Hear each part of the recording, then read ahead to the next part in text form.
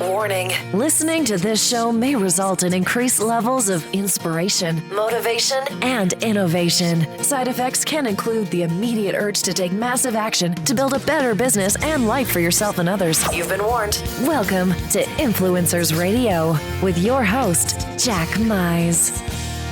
And welcome back to another episode of Influencers Radio. Today, my guest is Laurice Duffy. She is a women's empowerment coach, passionate about inspiring middle-aged women who have faced life-changing circumstances to take back their power so they can reimagine, rebuild, and rise up.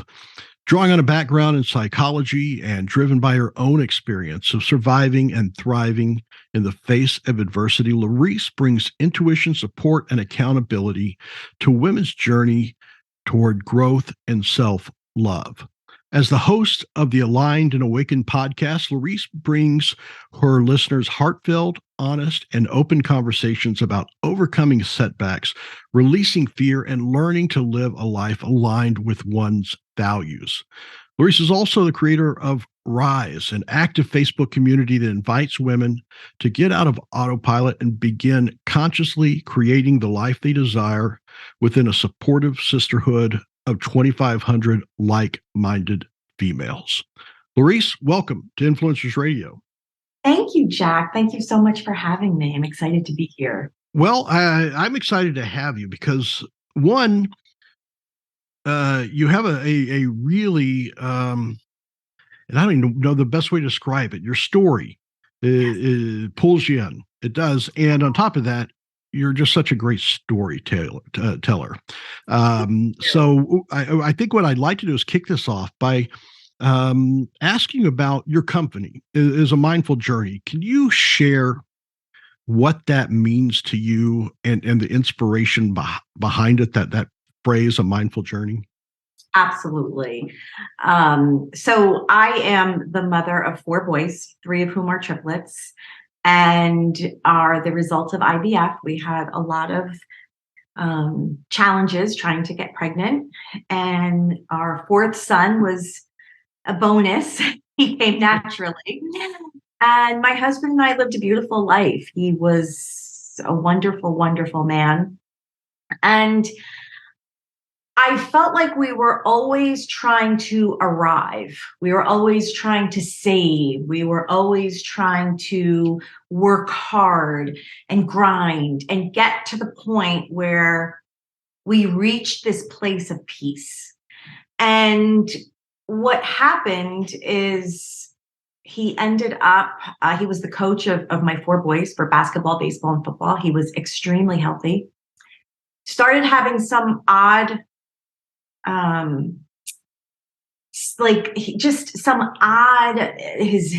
he was slurring a little bit. He was getting leg cramps, just some odd symptoms. And he was extremely healthy, strong, athletic, man that didn't smoke, didn't drink a lot, never did drugs. So I thought we would figure it out. We went to various doctors. To make a long story short, I thought that we were out of the woods with all the scary possibilities. And we were at a neurologist specialist one afternoon together. And we were told that he had the beginning stages of ALS. And it was such an incredible punch in the stomach. I never, of all the things that I worried about in my life, losing my husband or my husband becoming sick was never one of them. And to answer your question, a mindful journey came about as the result of realizing that the destination is the journey, and that we really have to be mindful on a daily basis about who we're being and how present we are in our everyday, and recognize that there is no, peaceful, blissful place that we're going to finally arrive to once the kids, are out of nursery school, and then the kids are, out of college, and then you get that new car, and then you retire. There's always something you're trying to get to. And my experience with losing my husband made me realize that this life experience is a journey, and one that we certainly have to be mindful of, because you never know what the next day might bring. So we just need to be where we are, stand where our feet are, and be grateful and joyful and present in the moment. It's really amazing to me. When you say that present in the moment, it seems like, being mindful of the now. It seems so easy to say, but so difficult So for difficult. so many people to do. Because just like you said, it seems like we're so caught up in, oh, when this happens, oh, once this happens, Mhm.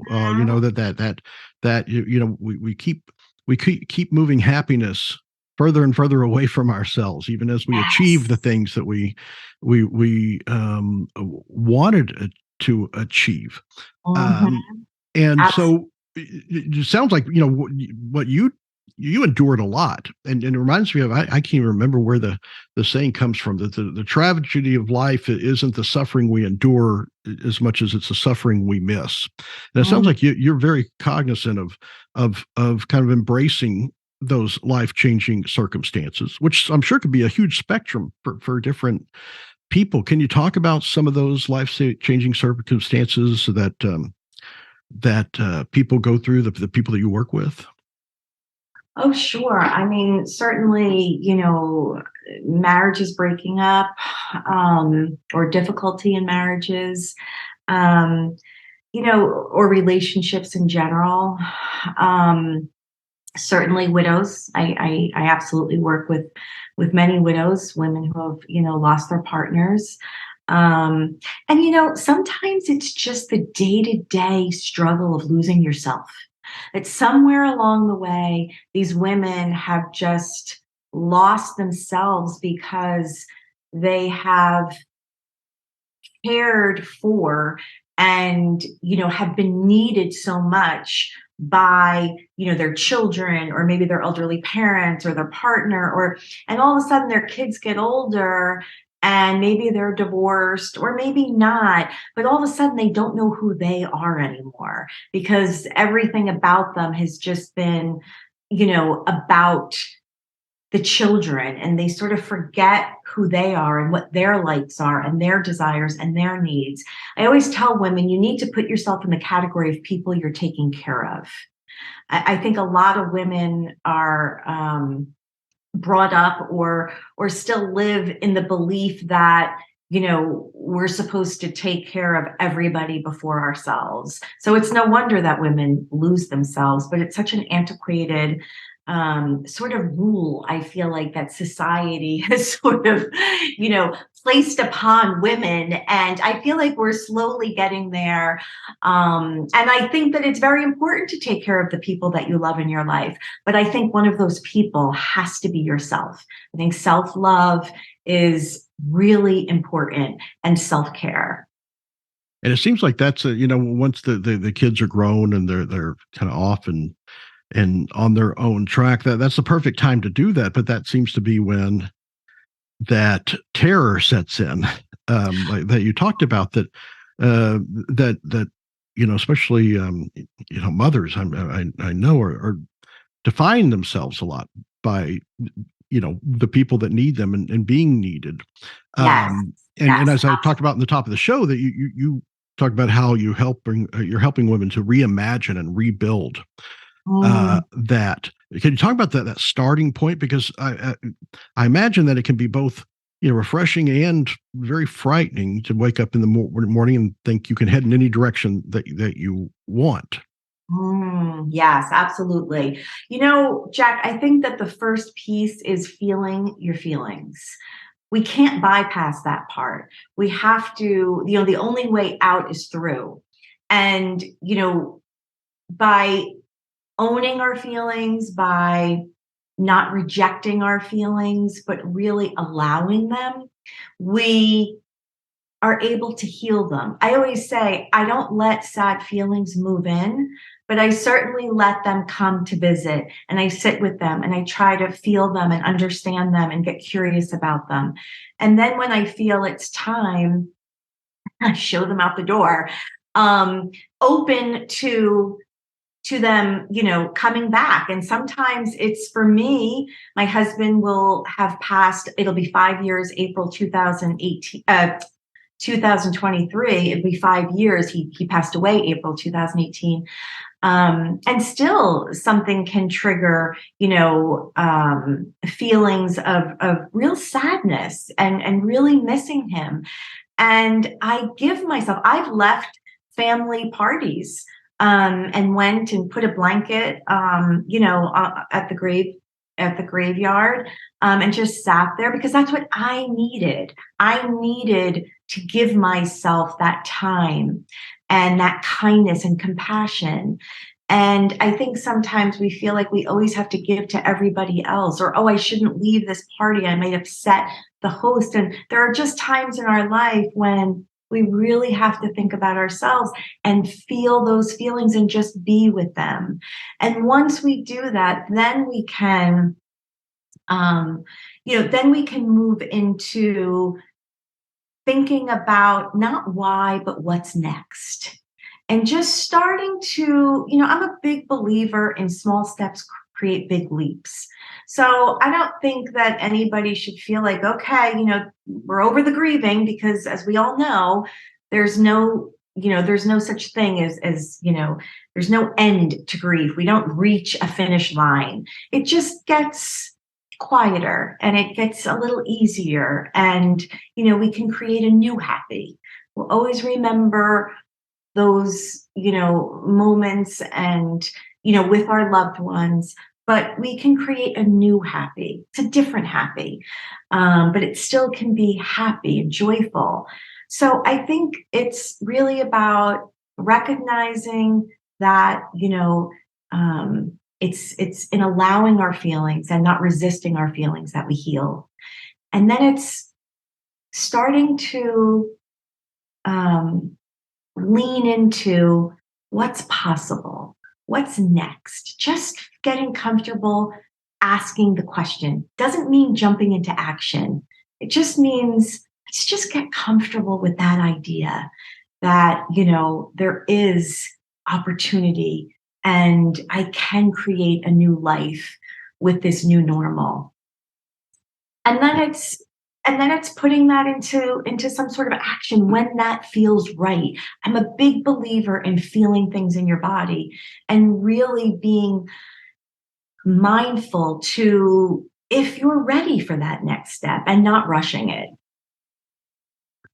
That's, you said a lot of really powerful things there, and I want to I don't want to miss some of the thoughts that I had when you talk about those feelings and emotions. A lot of people go to great lengths to avoid feelings.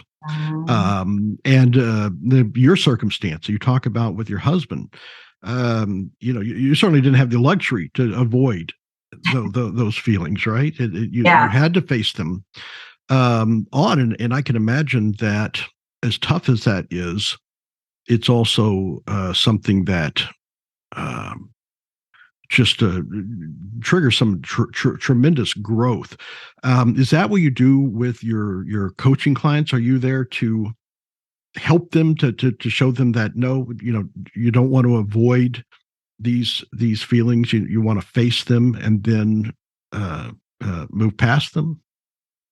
Yeah, I mean, I certainly, so, a lot of coaching is asking a lot of curious questions so we can really dig deep.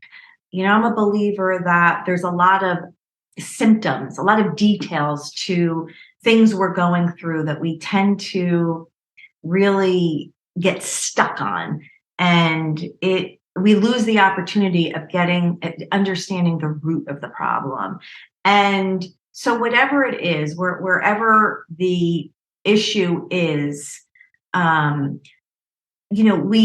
we talk about it, and we first of all sit and create a safe place, because I think that for me, the most important thing that I can give my clients to start off is the assurance that they're safe.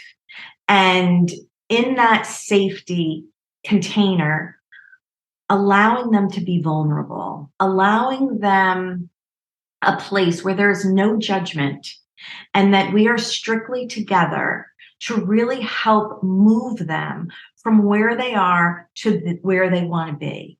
And recognizing with their permission, if I'm noticing, because what I feel like is when people are talking, I hear things that aren't being said. So it's sort of that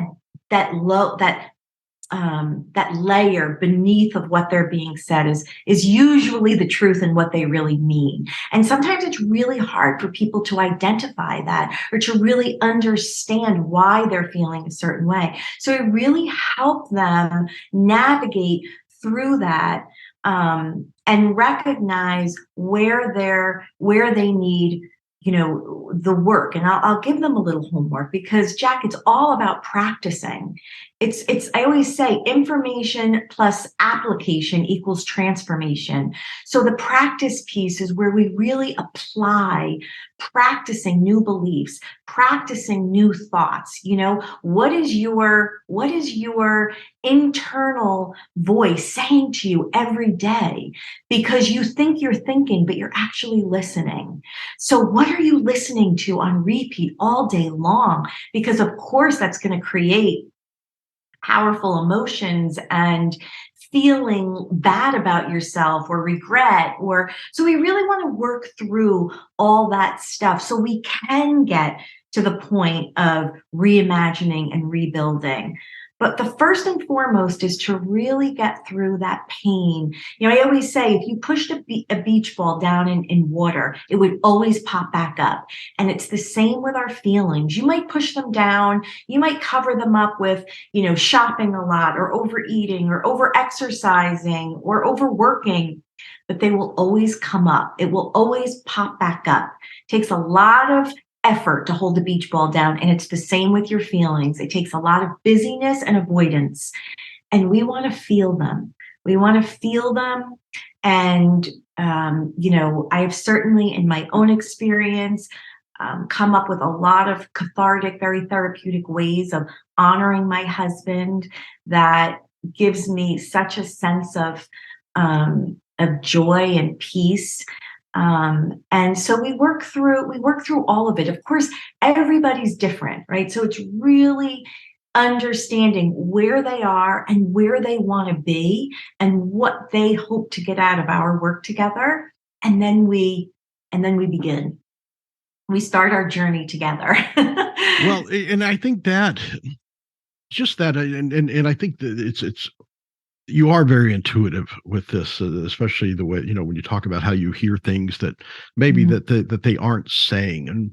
And for so many people, it's hard to look at yourself objectively. It's hard to look at your circumstances. So many people think that setbacks, they've hit a dead end in life, that it's end, that there is no there is no way out, that is the end of this journey. But Yes. I mean, you're so good at showing and putting a spotlight on the fact that no, there's a new journey beginning on the other Yes. side, just to get past once they get past that.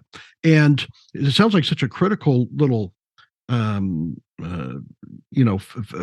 or this transformational point. But I would imagine it's so very hard for someone to get to on their own. Do you find that when someone comes to work with you, that's kind of where the core of this is facilitating, one, helping them recognize that it's not a dead end, and then two, showing them how to use your words, navigate around that?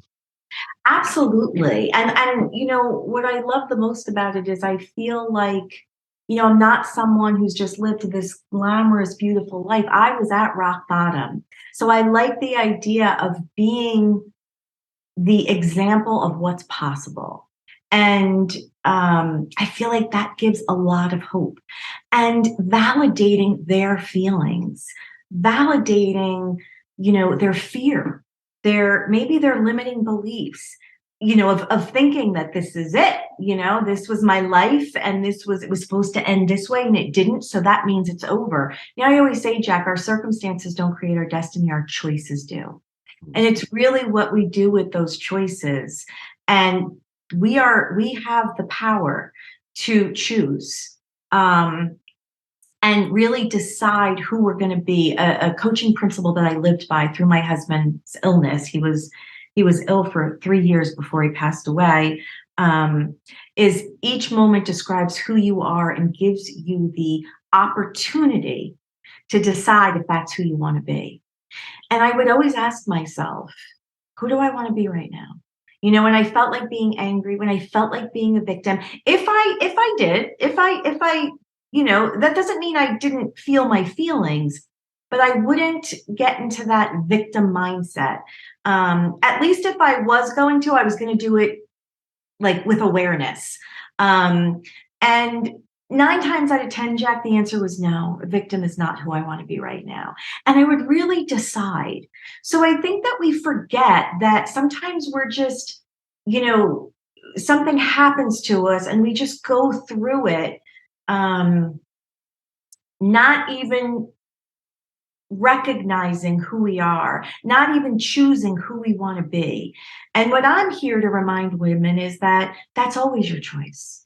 You always get to choose. And with intention and awareness, you can be who you decide to be. I knew who I was when my life was really wonderful. And I had a husband who adored me and I adored him, and these 4 beautiful boys. And my husband coached them in every sport. And we all did family things and went to church together. I was a great wife and a great mom. I was a great sister and friend and daughter. Who was I going to be when life was at rock bottom? That was a really big question. And I really thought about it long and hard, because it was easy to be all those great things when life was so beautiful. But now I was really testing who I was, and I knew I got to decide. And it was important. It was important for me to remind myself each and every day, who are you going to be? Who are you going to be? And quite honestly, Jack, I decided to lead this whole awful terminal illness and tragedy that my family was going through with compassion and love and kindness, and even a sense of humor when appropriate. And that's what I decided. And again, there's still moments that I feel sad or feel that I have no one to hand the baton off to when I'm exhausted and, I just don't have any more to give that night, and my children need me or whatever. There's a strength within all of us, and I'm here to help remind women that it's there and sort of help direct them to it, because it's absolutely there. And there's a lot of hope. There's a lot of hope. There's a lot of opportunity, and there's just there's what's next. We can sit in why and just be stuck. But what's next sort of helps us create possibility, reminds us that there are options and that there is another happiness that we are, that's available to us. I can't help but see a theme, through following you and listening to you talk about this, and a common theme is hope. And there was I've seen before where they say hope is the belief that our future can be better than our past. Oh, I love that. And yeah. but this is going to be the tough question. And not necessarily, and I'm sure it's one that you can answer, but I think it's one that people find themselves in their circumstances. They're not broken through the way that you have, especially through something as terrible as what you went through. Some people have a hard time reconciling that, or maybe feel a guilt that their future can be better than their past. That maybe that's something that you talk about, being respectful of your husband and things like that. That maybe they feel like, no, I don't. I can't feel that my future is better than my past, that would bring on a feeling of guilt. Does that make sense? Absolutely. Absolutely. I think that, and I think that's the validation piece, is to remind women that, you know, guilt isn't going to, you know, help anyone, right? It's not going to help bring your partner back. It's not going to help your children. It's not going to help you. I was very mindful of my future self. I really thought about her when I was going through this and what she needed. And I knew she needed regret and no regret, excuse me, and peace and no guilt. And I really thought about that when I was, making choices. But I think that it's important that, people think the more I suffer, the more I prove my love. I'm a bad person if I move on. And that's not how I see it. I think that the more we honor our partners that have passed, the more we teach our children that there is life after death. And I think that what a gift, what a gift that we can give to our children, to give them that kind of hope that death doesn't mean everybody's life ends. It's very sad. And I personally choose to look at my life as 23 years married to the love of my life, brought me these 4 children, and was an amazing father to them and taught them so many beautiful things. That's a choice, a choice to look at how proud he would be of how the boys and I have moved on and or moved forward. I don't like moved on because it sounds like we've moved on from him. We didn't. We carry him with us everywhere we go as we move forward in our life. And I know that that's what he would hope for us. So again, a belief is just a thought that you keep on thinking. Those beliefs are changeable. And that's what I help my clients with also. So if you're feeling guilt, we work through those beliefs. We work through changing them to beliefs that bring you happiness, to beliefs that bring you joy and bring you empowerment so you can feel good about the decisions you're making for you and your family. Yeah, well, I think what you just said is just created a huge shift for a lot of people, I think, that are experiencing that. Yeah. Because one, it's not just hope that you just created hope that they don't have to feel guilty about being hopeful. Yeah, exactly. And that's just a remarkable thing to be able to do. And like I said, you're just such a gifted storyteller, but also to be able to, put into words what so many people have no words for. And it really is incredible. And to keep on the theme of hope, I wanted to bring up that you have a book coming out here soon, titled "Raising Hope." Can you tell us a little bit about what you share in that book and why you wrote it? Absolutely. I wrote it, actually, it was something that had come up frequently, and I had then posted a blog. I find writing to be very cathartic. And I posted a blog in a very large Facebook group. And the response was so overwhelming, with people asking, if I was an author, and saying it was the most powerful post that they had read. And my thought of, how could I write a book, right? I'm running a coaching business. I have 4 kids. I'm a single parent, After reading all these responses, my response went from how could I write a book to how could I not?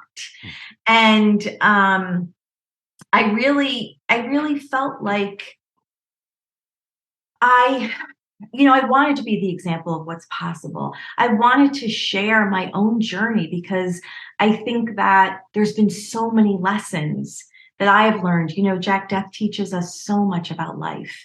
And I really felt like I would have loved to have had a book like this when my husband, was terminal, or when he first passed away. And I do include a lot of lessons and a lot of inspiration and a lot of hope in the book, and the story of how it went. And I believe that this will really help women to start their own journey of feeling validated and not feeling guilty, and maybe shifting how they're seeing their situation. At the very least, knowing that they need to start with just feeling their feelings, just sitting with those emotions, and respecting that they might come out of nowhere. But like I said earlier, it's in allowing those feelings, it's leaning into them, and being being open to listening to what they need for you to know or need for you to feel. It's they say what we resist persists, and I think that that's really important for people to remember. So the more that you can heal, and the more time that you just take for yourself to feel those feelings and just be with it, the easier it gets, the lighter you feel. It's like I always say, it's like carrying a backpack of boulders when we're just stuffing those feelings and trying to ignore them. And then people wonder why they're so tired and why everything feels so heavy. It's like, well, you're carrying an emotional backpack. We need to unload what's heavy. We need to find you again. We need to remove those beliefs of guilt or that life is over, and we need to just start the process of healing and really rebuilding and changing our perspective and really practicing seeing things a little bit differently. Well, I understand more now that, the people that have worked with you, call the experience life-changing. And that's a word that's said a lot, almost to the point sometimes where it loses its meaning. But I think, prefaced by what we've talked about here, it really takes on a new meaning, a very, very strong meaning. So if you wouldn't mind, I'd like to go back and dig a little bit deeper into your coaching process, and what how that process works, if it's something that you do, one-on-one, or if it's a group, and what someone can expect from your coaching. Can you walk us through that process? Absolutely. So I have private one-on-one coaching sessions, and we either meet on Zoom, we can meet on the phone, we can do a FaceTime, or in person. And I really allow the client to choose what's best for them. And from session to session, that might change. Sometimes they might want to do a Zoom, sometimes in person. And our first session is really all about them unloading, really understanding, if we're working together for 6 months, what they want to see happen at the end of our time together. What outcome do they want to have happen? And really creating a safe container, as I've mentioned before, because that's so important for them to feel like they can really say the things that they need to say to heal. Shame can only live in secrecy. So when we can just say it and feel validated and feel like we're not judged, and that someone understands and maybe even has been there and can say, yes, I truly understand, not from compassion, but from actually experiencing what you're experiencing and feeling what you felt. And we work through, and then we're given, after each session, working through whatever, the piece of their journey is that we're working through in that session. I give homework, something to practice.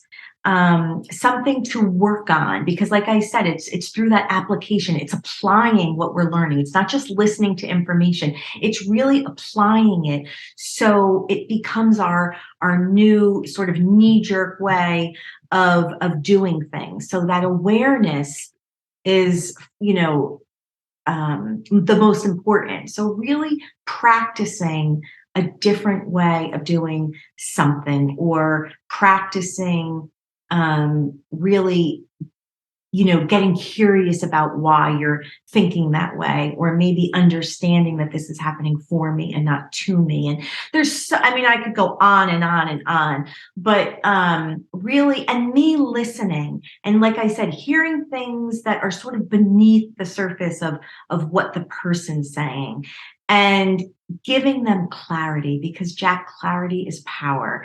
And once they can really gain an awareness, because we don't know what we don't know. That is just how it is. But once we know it, it's like we see it everywhere. So that kind of awareness is so powerful. And then we work, and I have Voxer. So I have my clients reach out to me in between sessions when something comes up, or they just need a quick little shift or a reminder or whatever it might be. But I want them to know that I'm in this with you. We are partnering together. This isn't, I just see you and then I forget about you. You reach out to me when you need me through this app. So and you feel confidence and the comfort of knowing that if something comes up, I'm right on the other side, and I'm right there cheering for you and being there for you, and giving some insight in those moments in between sessions when you need it. And our goal is to really get you to where you want to be, self-confident, feeling like you have a plan to rebuild a new life. Shifting beliefs, just thinking a different way, can really change people's perspective in their life. Really, listen, Jack, you can't be anxious and grateful at the same time. So practicing gratitude is a really big piece of it. And there's certain things that I have my clients do to get in the habit of that. And really just seeing things differently and celebrating the wins, and really creating an energy that is not victim, but that is more of an energy creating a win-win in their life. And that's my goal, for them to really leave me and know how to shift themselves back to where they want to be the energy that they want to be, to see things from a positive, standpoint. And it doesn't mean we're all human. I'm not happy 100% of the time, but I can shift myself into a happier place. I know how to do that. And so much comes from our thoughts. So we do a lot of thought work.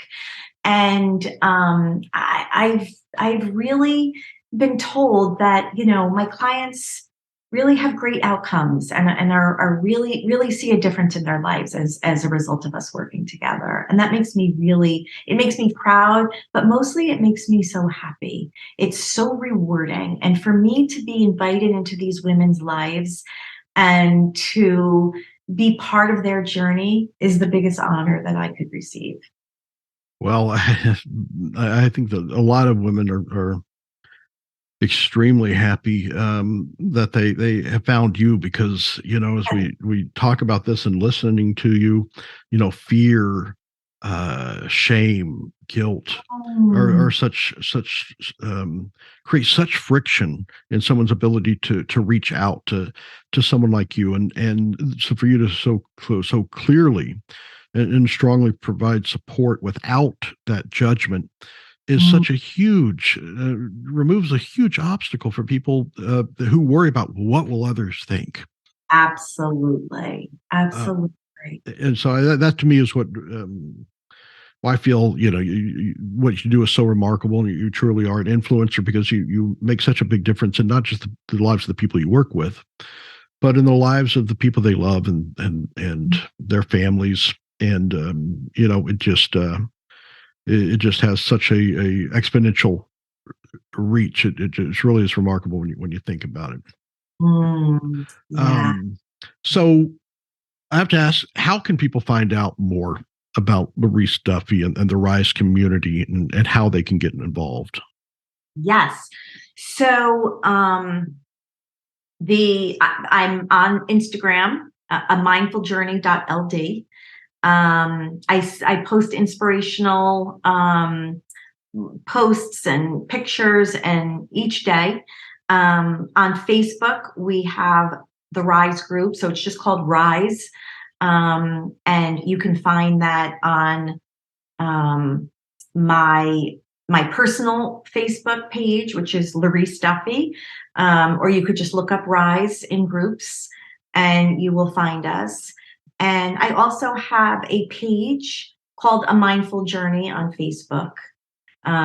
So there too, I post inspiration daily. And my website is amindfuljourneyld.com. And you can find everything there. That's probably the best place to go because you can get to my Instagram. You can get everywhere, right through my website. And I have blogs on there. I have free gifts. So that's a great place to check out. And I also offer complimentary sessions. I believe so much in what I do and how I connect to women and how I can help. They offer a complimentary session as the first session together, because I don't want anyone spending money on someone that they don't feel connected to, someone that they don't feel safe with, or feel that they can really sort of unravel all these feelings and emotions with. So that first session is complimentary, and you can purchase that and schedule it right on my website.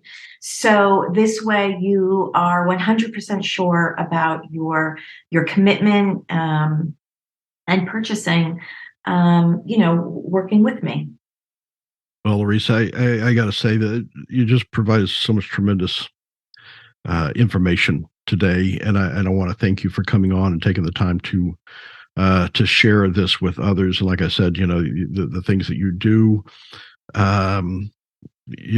create those shifts. What was it you said? Small steps create big leaps. Small steps create big leaps, and I think that's that's what a lot of people need. Absolutely. For sure. Yeah. Getting started can feel scary. So we take it slow. I follow the lead of my clients. I'm not making anybody, or suggesting that anyone does anything that they're not ready for. Then there's where the work is, getting you ready for that. So wherever you are, that's where we start. Well, that sentence right there says it all about hope. The future can be better than the past. So once again, Laurice, thank you so much for being on today. And I look forward to the book, Raising Hope, coming out. And I guess folks can find that on Amazon. On my website. They'll find it on my website. It'll be on Amazon, lots of bookstores. I plan on doing lots of book signings. So I'm super excited. It'll be a great gift for someone to give, someone they know, even going through any sort of struggle. I think it'll be really helpful. All right. And thank you so much. Thank you for having me. I really appreciate your time and inviting me and being here with you to talk about all things hopeful. Well, great conversation. Thoroughly enjoyed it.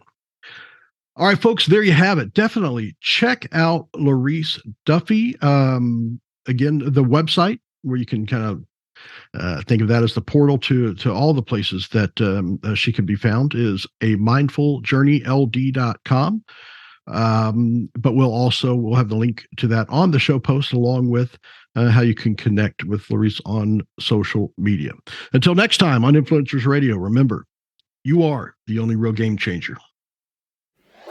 You've been listening to Influencers Radio. To get all past shows and updates on future shows, visit influencersradio.com today.